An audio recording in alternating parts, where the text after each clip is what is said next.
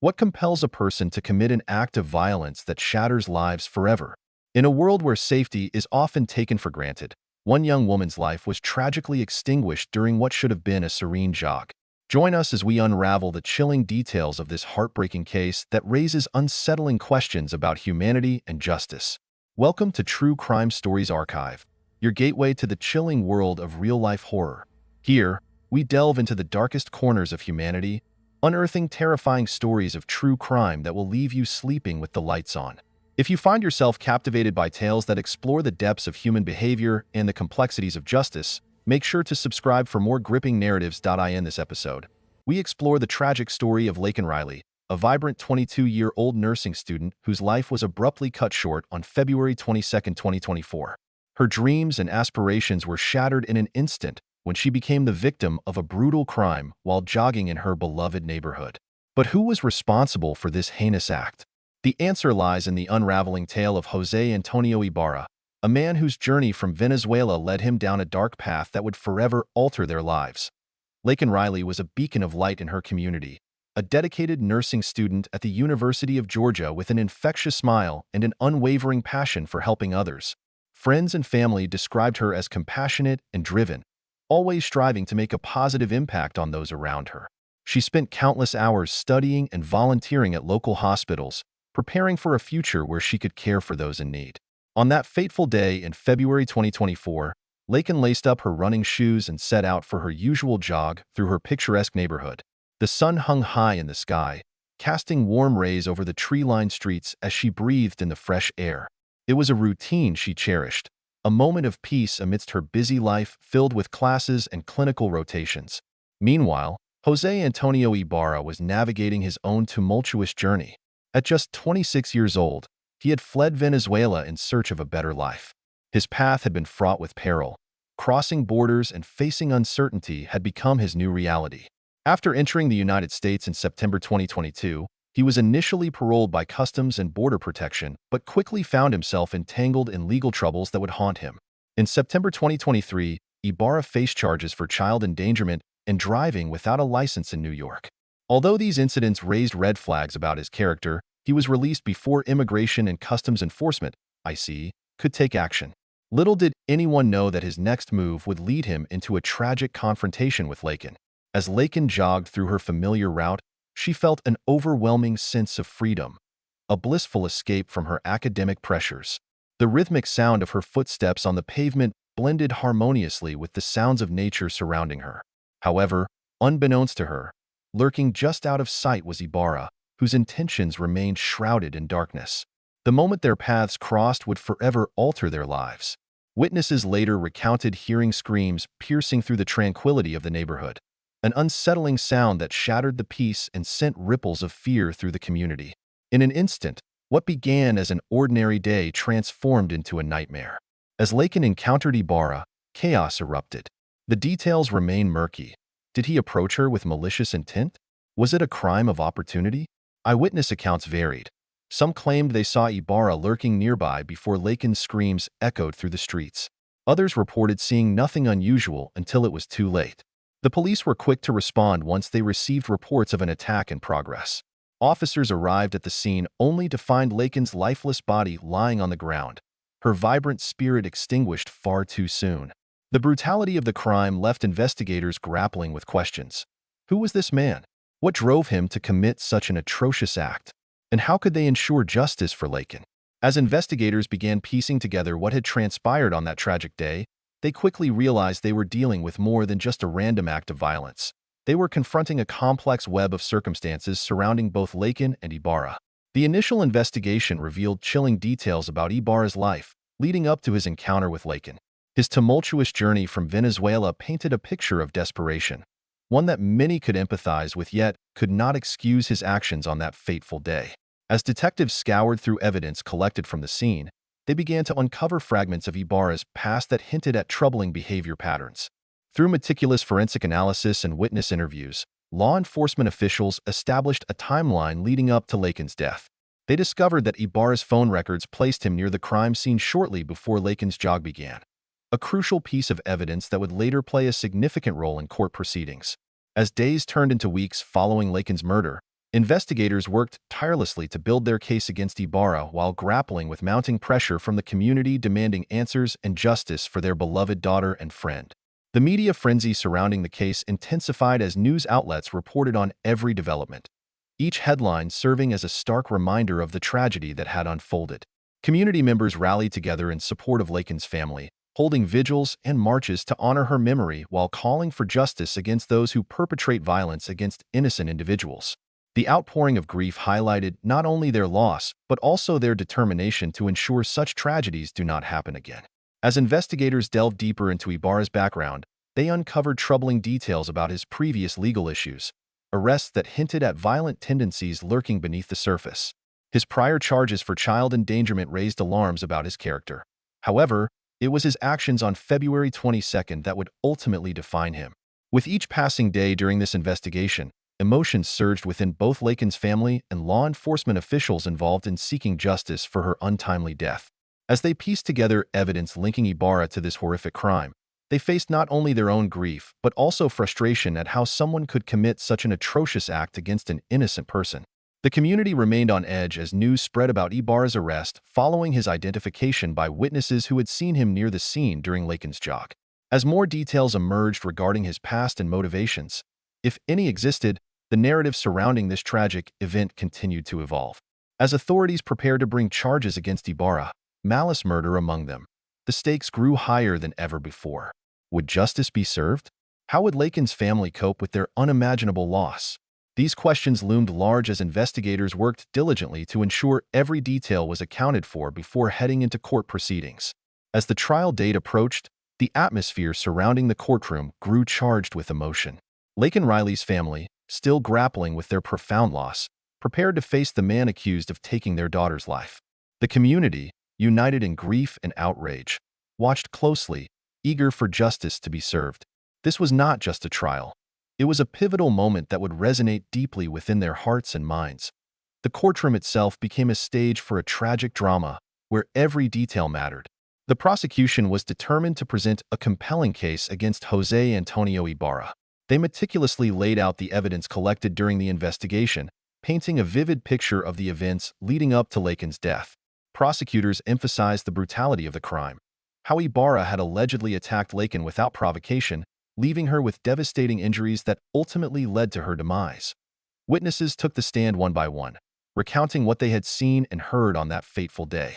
Each testimony added layers to the narrative, revealing not only the horror of the attack, but also Laken's courageous spirit as she fought for her life. Friends and family members shared their memories of Laken, her laughter, her dreams, her unwavering commitment to helping others. These emotional testimonies resonated deeply with everyone present, reminding them of what had been lost. The prosecution also presented forensic evidence linking Ibarra to the crime scene. DNA analysis and cell phone records painted a damning portrait of his movements on that day. The chilling reality of how quickly an ordinary jog could turn into a fight for survival left many in the courtroom in tears. The emotional weight of each revelation hung heavy in the air, as Laken's family struggled to comprehend how someone could commit such an act against their beloved daughter. As the trial progressed, Ibarra's defense team sought to counter the prosecution's narrative. They argued that he was not a monster, but rather a man who had faced immense challenges in his life. They painted a picture of a troubled individual who had fled violence and instability in Venezuela, an immigrant seeking refuge in a new land, but ultimately finding himself entangled in tragedy. The defense attempted to introduce doubt into the prosecution's case by questioning witness credibility and suggesting that there may have been misunderstandings about what transpired that day. They argued that Ibarra's actions were not premeditated, but rather impulsive reactions driven by fear or confusion. This strategy aimed to humanize Ibarra, presenting him as more than just a perpetrator, but as someone shaped by his experiences. However, this approach did little to quell the rising tide of anger from Laken's family and supporters. As they listened to the defense's arguments, they were reminded of their loss. Their daughter was not just another statistic. She was a vibrant young woman with dreams and aspirations that had been cruelly snatched away. As closing arguments approached, tension reached its peak. The prosecution delivered a powerful statement that resonated throughout the courtroom. Laken Riley was an innocent victim whose life was taken far too soon. We owe it to her memory, and to every person who believes in justice, to hold Jose Antonio Ibarra accountable for his actions. In contrast, the defense's closing remarks attempted to evoke sympathy for Ibarra, but many in attendance found it difficult to reconcile his past with the brutal reality of Laken's murder. The emotional stakes were high as everyone awaited the jury's decision, a verdict that would determine Ibarra's fate and provide some semblance of closure for Laken's grieving family. As deliberations began, anxiety hung thick in the air. Laken's family held hands tightly, exchanging glances filled with hope and dread. Would they receive justice? Would their daughter's memory be honored? These questions loomed large as they waited for what felt like an eternity. Finally, after days of deliberation, the moment arrived. The jury filed back into the courtroom with their decision. The tension was palpable. Every heart raced as everyone held their breath in anticipation. When the foreperson stood to deliver the verdict, time seemed to stand still. Guilty echoed through the room, first for malice murder, followed by counts of felony murder and aggravated assault. A wave of emotion surged through Laken's family.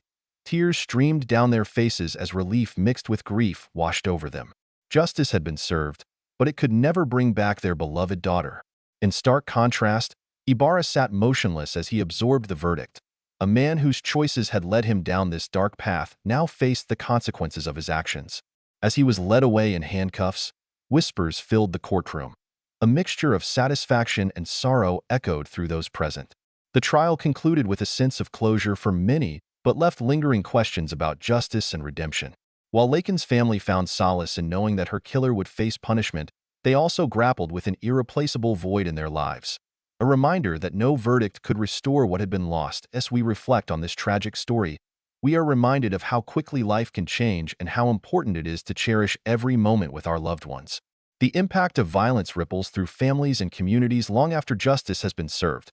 The verdict brought a measure of closure to Laken Riley's family, yet the journey toward healing was only just beginning. The emotional scars left by her tragic death would take time to mend, and the community that rallied around her was left grappling with the implications of the crime. As news of the trial spread, it sparked conversations about safety, immigration, and the complexities of human behavior. In the wake of Laken's murder and the subsequent trial, her hometown united in a profound display of solidarity.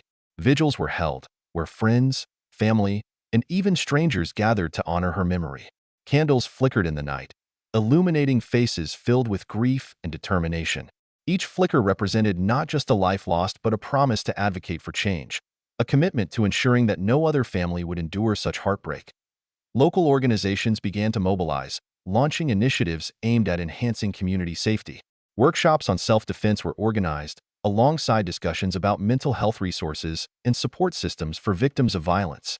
The tragedy had ignited a fire within the community, a collective desire to address the underlying issues that contributed to such acts of violence.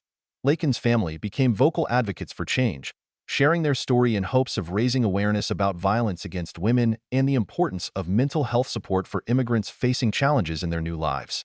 They participated in panel discussions, spoke at schools, and collaborated with local leaders to promote initiatives that could prevent future tragedies. As for Jose Antonio Ibarra, he faced sentencing following his conviction. The courtroom was filled once again with emotion as Laken's family prepared to confront him one last time. They wanted him to understand the gravity of his actions, how they had irrevocably altered their lives and stolen Laken's future. During the sentencing hearing, Laken's parents delivered powerful statements that echoed through the courtroom.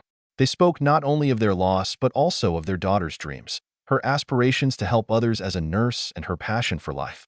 They emphasized that Ibarra's actions had robbed countless individuals of the opportunity to experience Laken's kindness and compassion. The judge listened intently as both sides presented their arguments regarding sentencing. Ultimately, Ibarra received a life sentence without the possibility of parole, a decision that resonated deeply with Laken's family and supporters who had gathered in court. While it would never bring Laken back, it provided a sense of justice that they desperately sought.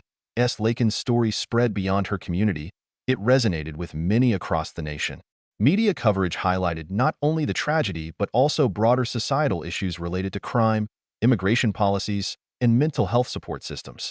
Experts weighed in on how communities could better support vulnerable populations while addressing concerns about safety. The case sparked discussions about how society often overlooks individuals facing immense struggles, those who might feel isolated or desperate enough to commit acts of violence. It underscored the importance of understanding the complexities behind such actions rather than simply labeling individuals as criminals. In the months following the trial and sentencing, Laken's family continued their advocacy work.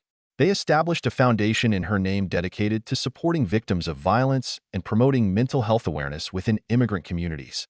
Their mission was clear: to honor Laken's legacy by fostering understanding and compassion in a world often marred by fear and division. Through workshops and community outreach programs, they aimed to create safe spaces for dialogue, places where individuals could share their experiences without judgment.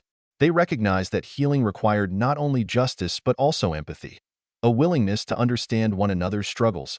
As time passed, Laken's memory remained alive in the hearts of those who knew her. Her family shared stories about her kindness, humor, and unwavering spirit during events organized by their foundation. Each story served as a reminder that while tragedy had struck, love and resilience could prevail. The story of Laken Riley is one that will not be forgotten, a poignant reminder of how quickly life can change and how important it is to cherish every moment with our loved ones. It serves as a call to action for communities everywhere, to advocate for safety, support one another in times of need, and strive for understanding amidst diversity. As we reflect on this tragic tale, we are left with profound questions about justice, compassion, and what it means to be human. How can we ensure that such tragedies do not repeat themselves? What steps can we take as individuals and communities to foster empathy and understanding? Thank you for joining us on this journey through Laken Riley's story, a narrative filled with heartache but also hope for change. If you found this episode compelling or have thoughts on similar cases you'd like to share, please leave your comments below. Don't forget to like and subscribe for more gripping true crime stories from True Crime Stories Archive. This concludes our expanded narrative on Laken Riley's tragic story. If you have any further requests or need additional content on related topics or themes, feel free to ask.